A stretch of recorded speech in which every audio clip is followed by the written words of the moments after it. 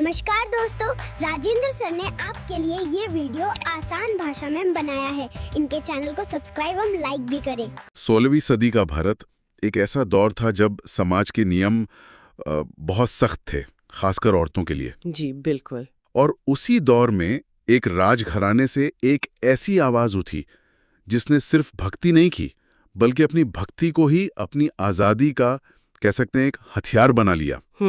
आज हम बात करेंगे महान कवयित्री और संत मीराबाई की। हमारे पास उनके जीवन और उनकी सोच पर कुछ नोट्स हैं और उनका एक बेहद मशहूर पद भी है। हाँ, और आज हमारी कोशिश ये नहीं होगी कि हम सिर्फ उनकी कहानी सुनाएं। सही बात है। हम ये समझने की कोशिश करेंगे कि मीरा की भक्ति का असल मतलब क्या था।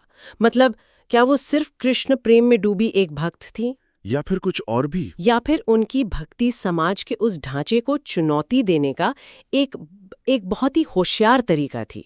उनकी कविता में जो सादगी दिखती है, उसके पीछे कितनी गहरी सोच छिपी है, आज हम वहीं तक पहुंचने की कोशिश करेंगे। बिल्कुल। तो सवाल यही है कि मीराबाई असल में कौन थी? एक रानी जिसने सब कुछ छोड़ दिया, एक संत जिसे दुनिया से कोई मतलब नहीं था, या फिर अपने समय से बहुत आगे की एक विद्रोही स्त्री जिसने धर्म को ही अपनी आवाज बना लिया? हाँ, चलिए इस गुत्थी को सुलझाने की कोशिश करते हैं। तो कहानी शुरू होती है 1498 में मारवाड़ रियासत के कुड़की गांव से। मीराबाई का जन्म एक राज परिवार में हुआ जी। तो उनका जीवन तो महलों में ही बीतना था। पर कहते हैं ना कि कुछ लोग अपनी मंजिल खुद चुनते हैं, और मीरा की मंजिल महल नहीं, मंदिर थे। ये समझना बहुत जरूरी है कि वो भक्ति काल की सगुण भक्ति धारा का एक बहुत बड़ा नाम है। सगुण यानी ईश्वर के साकार रूप की पूजा। बिल्कुल। और मीरा के लिए वो रूप थे भगवान कृष्ण। लेकिन मजे की बात यह है कि उनकी कविता पर निर्गुण भक्ति का भी गहरा असर दिखता है। अच्छा। हाँ, जिसमें ईश्वर का कोई रूप या आकार नहीं माना जाता। शायद ऐसा इसलिए क्योंकि उनके गुरु संत रैदास को माना जाता है, जो खुद निर्गुण भक्ति के बहुत बड़े संत थे। एक मिनट, ये बात थोड़ी उलझाने वाली है। मतलब एक तरफ तो वो कृष्ण की मूर्ति की पूजा कर रही हैं, जिनके मोर मुकुट और रूप का वो वर्णन करती हैं, और दूसरी तरफ उन पर उस विचारधारा का भी असर है जो मूर्ति पूजा को नहीं मानती। जी, ये दोनों बातें एक साथ कैसे चल सकती हैं? बहुत अच्छा सवाल है। और यही मीरा की भक्ति की खासियत है। उनके लिए कृष्ण सिर्फ एक पत्थर की मूर्ति नहीं थे, वो एक विचार थे, एक चेतना थे। अच्छा। तो जब वो कहती है मेरे तो गिरधर गोपाल, तो वो साकार रूप की बात कर रही हैं। लेकिन जब उनकी कविता में संसार की मोहमाया को छोड़ने की बात आती है, तो वो निर्गुण संतों के दर्शन के काफी करीब चली जाती हैं। मतलब उनकी भक्ति किसी एक खांचे में बंधी हुई नहीं थी। बिल्कुल नहीं। वो प्रेम को ही ईश्वर मानती थी, चाहे उसे कोई भी नाम दे दो। और ये प्रेम तो उनके मन में बचपन से ही था।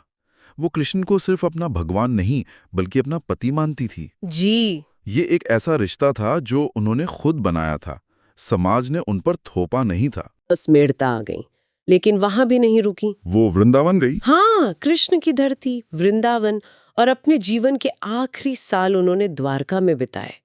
ये सिर्फ एक शहर से दूसरे शहर जाना नहीं था, ये मोह से मुक्ति की एक आध्यात्मिक यात्रा थी। और उनकी मृत्यु की कहानी तो और भी हैरान करने वाली है।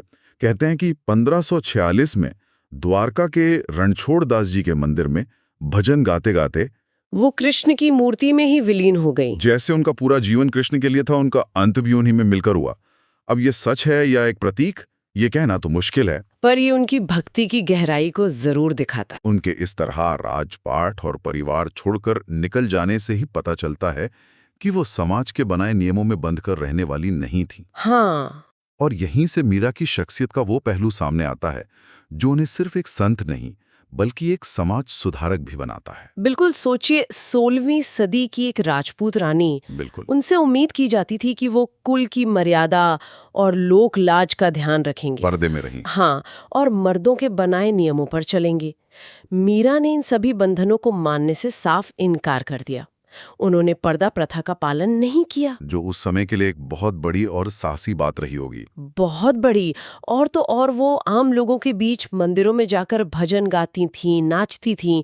ये एक रानी के लिए तो सोचना भी मुश्किल था। मुझे उनकी वो पंक्तियां याद आ रही हैं जो सीधे सीधे इस सोच को चुनौती देती हैं। वो लिखती हैं, छाड़ी दई कुल की कहानी कहा करी है कोई। क्या बात है। मतलब मैंने तो अपने कुल की इज्जत की परवाह करना छोड़ दिया है, अब मेरा कोई क्या बिगाड़ लेगा। और फिर संतन ढिग बैठी बैठी लोक लाज खोई।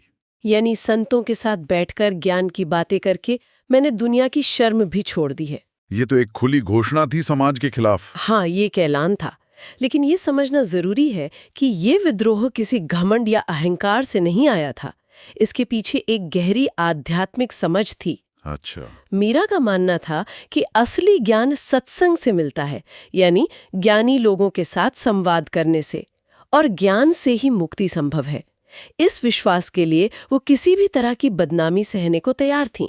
ये सोचना कितना दिलचस्प है कि भक्ति उनके लिए एक तरह का कवच बन गई। मतलब मैं तो भगवान की हूं, ये कहकर उन्होंने समाज के हर उस नियम को मानने से इनकार कर दिया जो उनके रास्ते में आया। और कोई उन पर सीधे सीधे उंगली भी नहीं उठा सका, क्योंकि वो ये सब धर्म के नाम पे कर रही थी।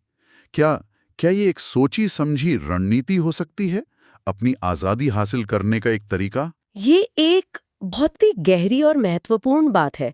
देखिए, हम ये तो नहीं कह सकते कि ये कोई रणनीति थी, लेकिन ये सच है कि भक्ति आंदोलन ने उस दौर में कई लोगों को, खासकर महिलाओं और निचली जातियों के लोगों को, बिल्कुल उन्हें एक ऐसी जगह दी जहां वो समाज के बंधनों से आजाद होकर अपनी बात कह सकते थे।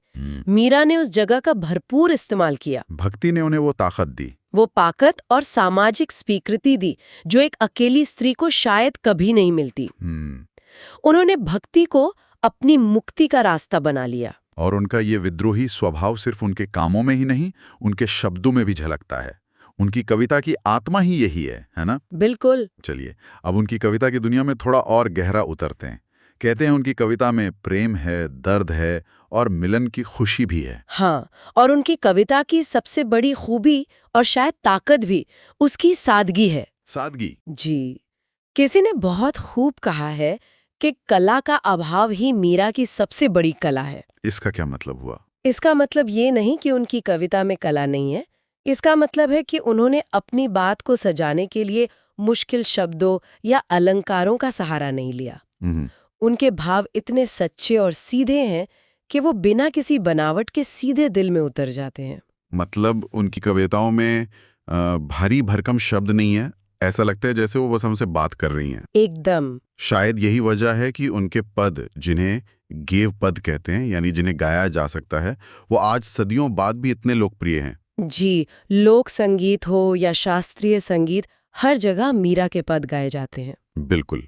और उनकी भाषा? उनकी भाषा को देखिए, वो मूल रूप से राजस्थानी में लिखती थी, ठीक है, लेकिन उसमें ब्रज भाषा का भी बहुत सुंदर मेल है, जो उस समय कृष्ण भक्ति की मुख्य भाषा मानी जाती थी। अच्छा। ये दिखाता है कि उनका प्रेम और उनकी कविता किसी एक जगह या एक बोली में सिमटी हुई नहीं थी। हमारे पास जो नोट्स हैं, उनमें एक बात पर बहुत जोर दिया गया है कि मीरा की कविता के केंद्र में दर्द है। वो बार बार कहती हैं कि उनके दर्द को कोई नहीं समझता, न दोस्त न दुश्मन। ये दर्द किस तरह का है? इस पर थोड़ा रुक कर सोचना जरूरी है। कुछ जानकार मानते हैं कि इस दर्द पर सूफी संतों का प्रभाव है। अच्छा, सूफी प्रभाव। हाँ, जिनके लिए ईश्वर से जुदाई की तड़प ही भक्ति का सबसे ऊंचा रूप है। तो एक स्तर पर ये कृष्ण से दूर होने का आध्यात्मिक दर्द है, जिसे विरह कहते हैं। लेकिन मुझे लगता है इसका एक और गहरा मतलब है। ये इस दुनिया में अकेले पड़ जाने का भी दर्द है। एक ऐसी स्त्री का दर्द जिसकी सोच और जिसकी भक्ति की गहराई को उसके आसपास का समाज समझ ही नहीं पा रहा था। वो अपने समय से इतना आगे थीं कि वो अकेली रह गईं। बिल्कुल, ये उस अकेलेपन का दर्द है। ये तो बहुत ही मार्मिक है। चलिए इसी दर्द और प्रेम को उनके सबसे प्रसिद्ध पदों में से एक, मेले तो गिरधर गोपाल में ढूंढने की कोशिश करते हैं। जी। इसकी शुरुआत ही एक ऐलान की तरह है। मेरे तो गिरधर गोपाल दूसरो न कोई, जाके सिर मोर मुकुट मेरो पति सोई। यहाँ वो सिर्फ ये नहीं कह रही हैं कि कृष्ण मेरे हैं, वो ये भी कह रही हैं कि दूसरा कोई है ही नहीं। कोई नहीं। ये दुनिया के हर दूसरे रिश्ते, हर दूसरे अधिकार को नकार देना है। उस दौर में एक स्त्री के लिए ये कहना कि मेरा पति वो है जिसके सिर पर मोर मुकुट है, न कि वो जिससे मेरी शादी हुई है, ये अपने आप में एक क्रांति थी। इसके बाद वो कुल की कहानी छोड़ने की बात करती हैं, जिस पर हम बात कर चुके हैं। लेकिन फिर जो पंक्तियां आती हैं वो कमाल की हैं। कौन सी? वो कहती हैं, अंसुअन जल सींची सींची, प्रेम बेली बोई, अब त बेली फैली गई, आनंद फल होई। यस, ये उनकी पूरी आध्यात्मिक यात्रा का सार है। उन्होंने प्रेम की एक बेल बोई है और उसे पानी से नहीं, अपने आंसुओं से सींचा है। अपने आंसुओं से। यानी भक्ति का ये रास्ता आसान नहीं था। इसमें बहुत पीड़ा थी, बहुत रोना था, बहुत त्याग था। लेकिन इतने संघर्ष के बाद हाँ, इतने संघर्ष के बाद वो प्रेम की बेल इतनी फैल गई है कि उस पर साधारण फल नहीं, आनंद के फल लगने वाले हैं। ये दिखाता है कि दुख और पीड़ा से गुजर कर ही परमानंद तक पहुंचा जा सकता है। मतलब आंसू यहाँ पर सिर्फ दुख की निशानी नहीं है, बल्कि वो एक खाद की तरह हैं जो उस प्रेम की बेल को और मजबूत बना रहे हैं। वाह! और इसके बाद जो रूपक है वो तो शायद और भी गहरा है। दूध की मथनियां बड़े प्रेम से विलोई, दधी मक्खी घृत काढ़ी लियो, डारी देई छोई। ये तो पूरे भारतीय अध्यात्म का निचोड़ है। उन्होंने एक बहुत ही साधारण घरेलू काम का उदाहरण लिया है, दूध मथ कर घी निकालना। वो कह रही हैं कि मैंने इस जीवन रूपी दूध को भक्ति की मथनी से बहुत प्रेम से मथा है, और इस मंथन के बाद मैंने क्या किया, घी यानी मक्खन को निकाल लिया और छोई यानी छाछ को फेंक दिया।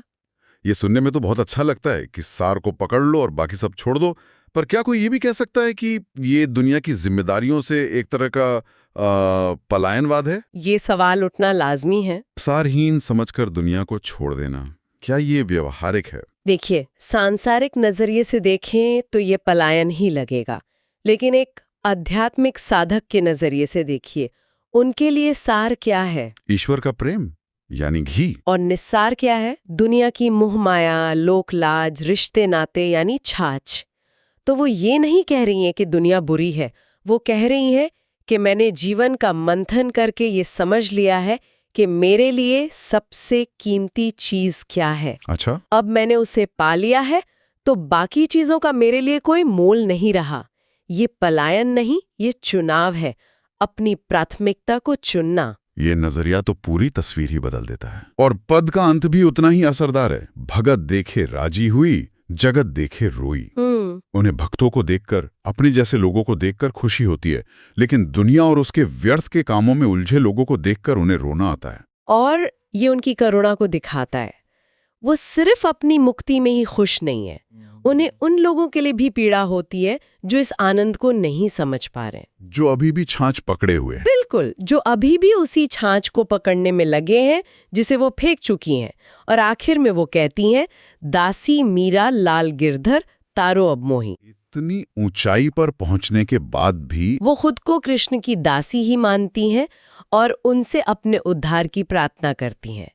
ये भक्ति की पराकाष्ठा है, जहां भक्त और भगवान के बीच सिर्फ प्रेम और समर्पण का रिश्ता रह जाता है। तो आज की इस पूरी बातचीत से ये तस्वीर बिल्कुल साफ हो जाती है कि मीराबाई सिर्फ एक कवयित्री या संत नहीं थी, वो एक असाधारण रूप से मजबूत और साहसी स्त्री थी। जी, जिन्होंने भक्ति के रास्ते पर चलकर न सिर्फ अपनी आध्यात्मिक मंजिल पाई, बल्कि अपने लिए एक ऐसी जिंदगी चुनी जो समाज की शर्तों पर नहीं, उनकी अपनी शर्तों पर थी। मंच सही बात है। मीरा की आवाज किसी एक सदी या एक देश तक सीमित नहीं है। ये हर उस इंसान की आवाज है जो प्रेम और आजादी की तलाश में है। और ये बात मुझे एक आखिरी सवाल पर लाके छोड़ देती है, जो मैं हमारे सुनने वालों के लिए भी छोड़ना चाहता हूँ। मीरा कहती हैं, जगत देख ही रोई।